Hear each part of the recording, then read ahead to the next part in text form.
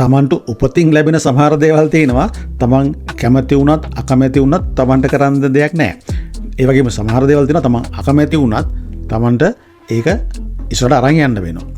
උදාහරණයක් විදිහට ගමුකෝ. තමන්ගේ නම උපතින් ලැබෙන නම නිසා සමහර වෙලාවට ලංකාවේ එළියට ගිහිල්ලා පිටට ජීවත් වෙනවා නම් හරි රැකියාවක් කරනවා නම් හරි රැකියාවක් හොයා ගන්නවා නම් හරි සමහර වෙලාවට ලොකු අකරදැබ්බ වලට මුහුණ දෙන්න සිදුවෙන අවස්ථා තියෙනවා. Bill, how about you? Can you pronounce my first name? Mohan. I can't get the rest. Mohan, Jiran, and Larry. ලෝකෙ වෙනස් වෙලා මිනිස්සු රට යනවා පිටට ජීවත් වෙනවා.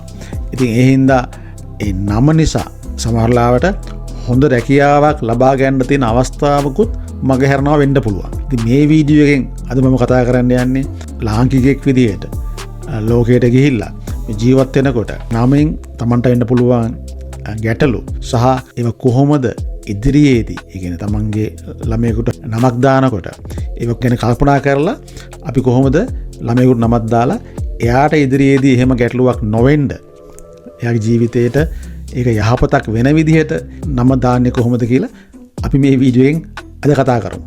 මේ වීඩියෝ සම්පූර්ණ අහගෙන හිටියොත් තේරෙයි ඇයි රැකියාවක් සමහරවිට හොඳ රැකියාවක් හොයාගන්න බැරි වෙන නම නිසා සහ අනිත් අකරතැබ්බවලට ළමයෙක් හරි මිනිසෙක් ඉදිරියේදී මුහුණ දෙන්නේ නැහැ කියලා. දැන් අපි ගමුකෝ ලංකාවේ සිංහල නමක් ගත්තොත් එහෙම ඒකේ ප්‍රධාන කොටස් තුනක් තියෙනවානේ. ඉතින් පළවෙනි ඒ කොටසින් අදහස් කරන්නේ මෙයා කොහෙද ඉපදුනේ කොහෙද ජීවත් වෙන්නේ. උදාහරණයක් ගත්තොත් කියමුකෝ සියඹලා ගෙදර කියලා පටන් ගත්තොත් එහෙම. නැත්නම් බෝගා ගෙදර කියලා නම පටන් ගත්තොත් එහෙම ඒකෙන් කියන්නේ ඒ පුද්ගලයා කොහෙද ඉපදුනේ කොයි ගෙදරද ඉපදුනේ ඒක අතීතේ ඒවල ඇඩ්‍රස් තිබුණේ නැහනේ ගෙදරක් ආමන්ත්‍රණය කරේ ඒ ගෙදර තියෙන භූමියේ ලක්ෂණයක් නිසා. එතන ගෙදර ලොකු සීඹලා ගහක් තියෙනවා. සීඹලා ගහ ගෙදර කියනවා වෙන්න පුළුවන්. බෝගහක් තිබ්බනම් බෝගා ගෙදර කියනවා වෙන්න පුළුවන්. එතකොට ඒ විදිහට වෙන්න ඇති ඒ කාලේ කෙනෙක්ව අඳුරගත්තේ. එතකොට බෝගා ගෙදර කියලා කියන්නේ ඒ තියෙන ඒ පුද්ගලයාව සහ ඒ ගෙදර ඒගොල්ලන්ගේ පෙළපතේ මොන හරි දෙයක් අඳුර ගන්න තියෙන මූලාශ්‍රය වෙන්න පුළුවන්. මම හිතන දේ මම කියන්නේ. ඉතින් එහෙම වෙන්නේ නැති ඒ මුල් කොටස නමට එකතු වෙන්නේ නැත්තේ.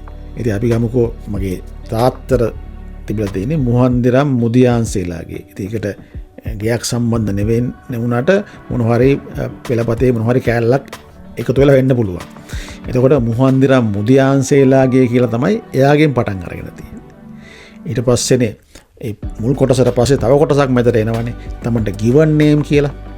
එතකොට සමහරලාට ඒ given name කොටස ගත්තොත් එහෙම ඒකත් සමහර නම් 3ක් 4ක් වෙන්න පුළුවන්. මොකද අම්මා එකක් දානවා, තාත්තා එකක් දානවා, ආච්චි සීයා එකක් දානවා, නැන්ද මාමා එකක් දානවා. එතකොට given name එකත් නම් 20ක් විතර තියනවා වෙන්න පුළුවන්. එහෙමනේ නම දිග වෙන්නේ. අර මුල් කොටස එනවා, මැදට තමන් given name එක එනවා.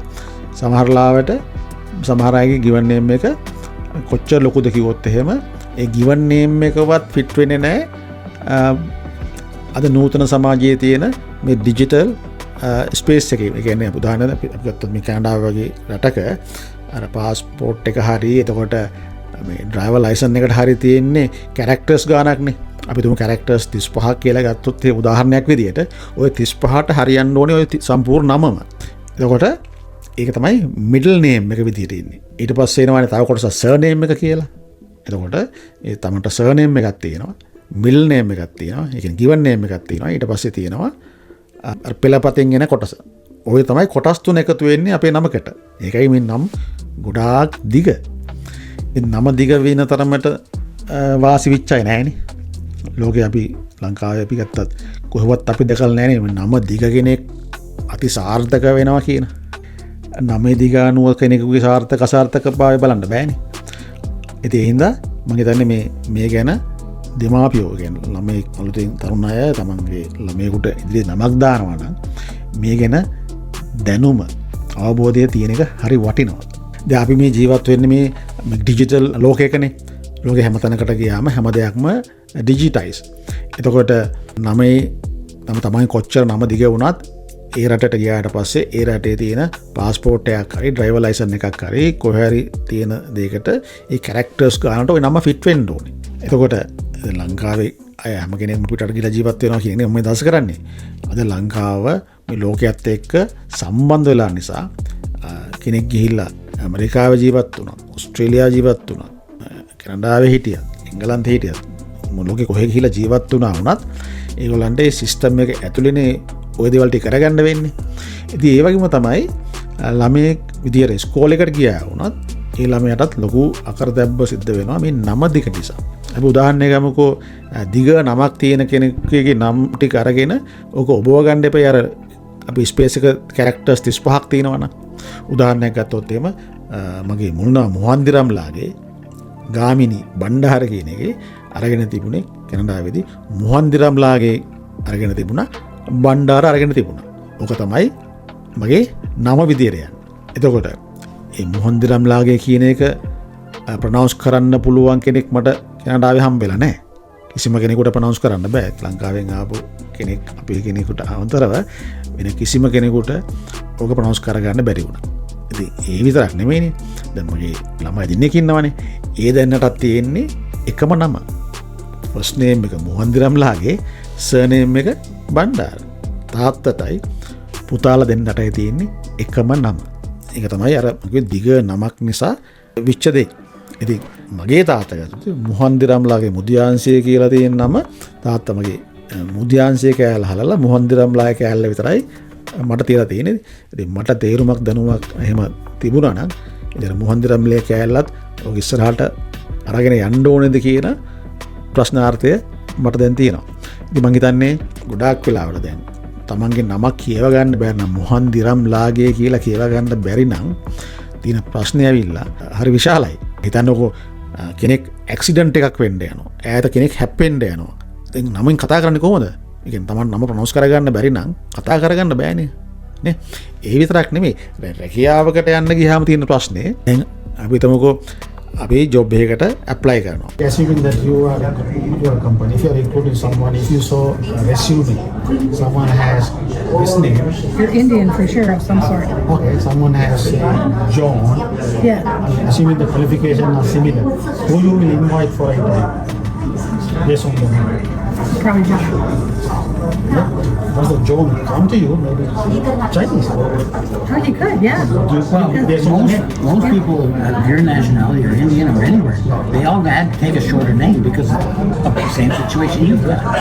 They all Bill, they call I've seen John, I've seen Bob, and I've seen that, but that's not their real name. We know that. Like I call Bill. And we my often name ask them, William. what is your real name?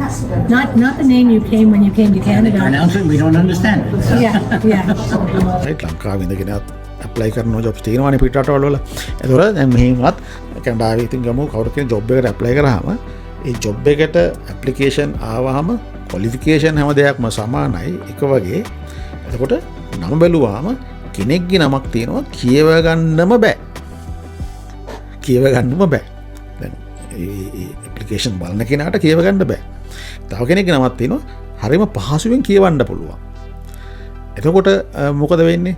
එතකොට හරිම පහසුවෙන් කියන ගන්න කෙනාට තමයි priority එක හම්බ වෙලා සමහරවිට ඉන්ටර්විව් එකට හරි කතා කරන්නේ. දැන් ඉන්ටර්විව් එකට ආවට පස්සේ සමහරට තමන්ගේ ඉස්සරහා ඉඳගෙන ඉන්නේ මේ චයිනීස් කෙනෙක් වෙන්න පුළුවන්. නැත්නම් කෙනෙක් ඔය රටක ඒ කියන්නේ අපි කඩා විතරක් ගමුකෝ. ඉස්සරහා ඉන්ටර්විව් බෝඩ් එකට එන්නේ ජෝන් කියලා නම කියමුකෝ. එයා ඉන්නේ ජෝන් උනාට චයිනීස් වෙන්න පුළුවන්. මම මෙතන අදහස් කරන්නේ නැහැ මේ සිංහල නම ඉංග්‍රීසි නම් දාන්න ඕන කියලා. මම කියන්නේ මේ නම අපි නම ගැන මීට වඩා ගැඹුරින් හිතන්න ඕනේ. මොකද ලෝකේ වෙනස් වෙලා, දියුණු වෙලා මිනිස්සු දැන් ලෝකේ ට්‍රැවල් කරනවා. ඒ වගේම ලෝකෙත් එක්ක දැන් ගනුදෙනු කරනවා. එතකොට අපි මේ පුරාතනයේ ඉඳලා එන නම පෙළපත් නම් ඒ ටික ඒ විදිහටම සහ given name උත් තව දුසිමක් විතර දාගෙන ඉස්සරහට අරන් යන එකේ තියෙන ළමයෙකුට වෙන හානි අපහසුතා කොහොමද වළක්ව ගන්න කියලා අපි හොඳට හිතන්න ඕනේ. මොකද මම කිව්වනේ මම දැනන් හිටියා නම් මට තේරුමක් තිබුණා නම් මම අර මුල් නම දාන්නේ නැහැ කියලා මගේ ළමයින්ට.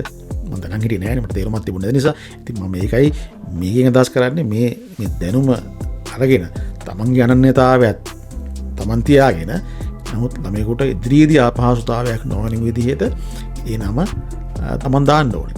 ලස්සන නමක් හොඳ නමක් දැම්මහම කෙනෙකුගේ පෞරුෂය බිල්ඩ් වෙනවා.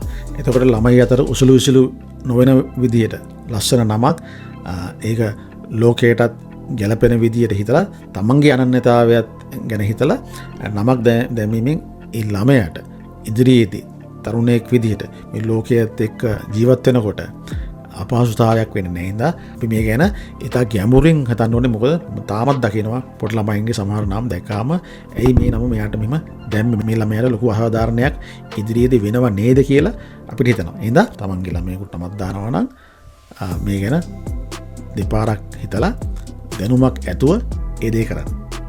එහෙනම් තව වීඩියෝ එකකින් ඉදිරියේදී හම්බෙමු.